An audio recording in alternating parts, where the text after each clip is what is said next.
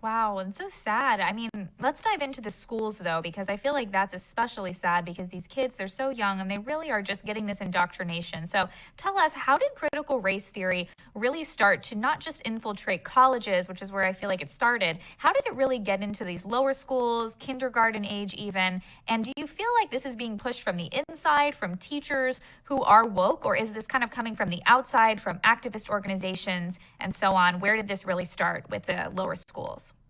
Yeah, I think it's both. I think it's what you might call an inside outside game. And from the outside, the clear genesis of a lot of these ideas comes from the graduate schools of education. So, where teachers go to get their training, to get their certification, so they can actually go into the school systems. And the graduate schools of education, I think the number one assigned book is The Pedagogy of the Oppressed from the critical pedagogist and Marxist theoretician Paulo Freire.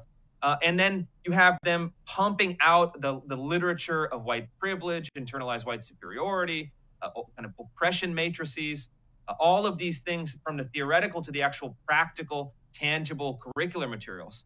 So they've kind of jumped from law schools to university humanities departments to graduate schools of education, and then filtered down into the K through 12 system. And on the bottom, kind of coming up, you have a lot of teachers.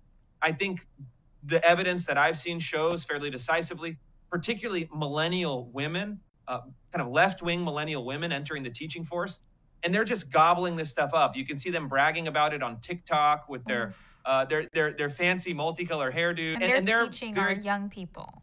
they are and they are explicit about it. They're saying we're taking these theories, we're taking these ideas, and we're going to in some cases actually have students pledge allegiance to the pride flag.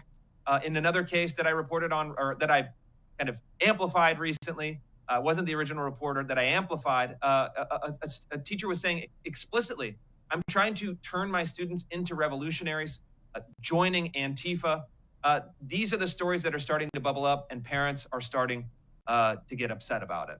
So, if these teachers are woke and they are trying to get their students to become agitators, they're trying to actually really sow a lot of anger within them, how do you think, as a student in that situation, especially let's say you're a teenager or even a preteen or younger, how would you deal with this with your teacher who is, I guess, forcing these views on you? If, let's say, at home you were taught something different and then at school you're taught that, you know, your race means this and your gender means this, how would you even deal with that? Because I feel like when you're college age, you can kind of think for yourself a bit more, perhaps, have a little bit more critical thinking skills. So for a young kid, how do you deal with that?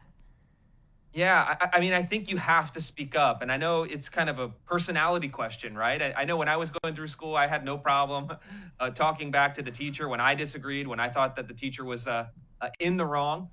We need more of that spirit. We need more kids, especially at the kind of middle school, high school level, to actually stand up to teachers for what they believe in, make their points, argue in good faith, but not back down if you feel like you're being manipulated or you feel like you're being fed false information or biased information. But ultimately, I think in these systems, it's up to parents, it's up to citizens, it's up to voters, it's up to adults to take action, to take responsibility. First, finding what's happening in the classroom, asking the teacher, asking the principal. If you don't provide it, filing a public records request, and then holding them accountable at school board meetings, asking them to justify their decisions. And then ultimately, if you're upset about what's happening, run for school board, overthrow the existing school board through the democratic process, and then take control of your child's education. That's, I think, the ultimate solution.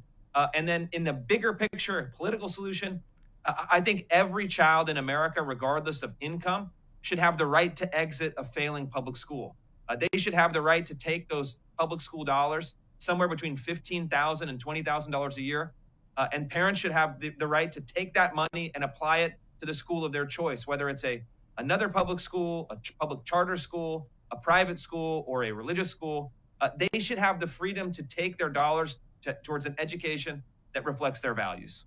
Absolutely. School choice. It's definitely the answer. And I've never heard a good argument from the left on why it's bad, because actually we want these people to be able to escape a horrible school, to be able to choose where they want to learn.